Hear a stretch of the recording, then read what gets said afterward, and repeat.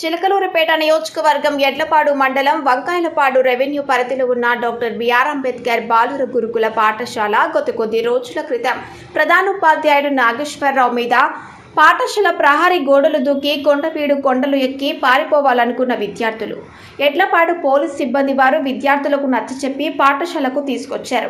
విద్యార్థులను పోలీస్ సిబ్బంది వారు తహసీల్దార్, జిల్లా డీసీఓ అందరూ ప్రశ్నించగా విద్యార్థులు ప్రిన్సిపల్ మీద కోపంతోనే మేమంతా బయటికి వెళ్లిపోయామని సమాధానం తెలియజేశారు.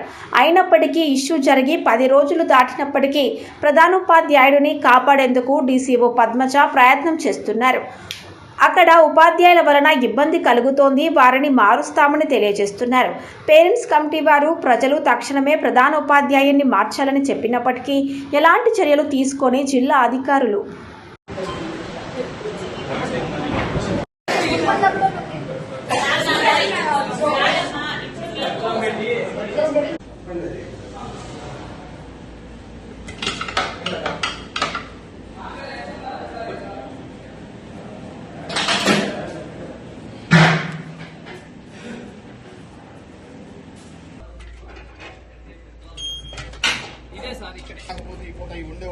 లేదు సార్, వాళ్ళు కొన్ని సాంఘిక కార్యక్రమాలు చేస్తున్నారు.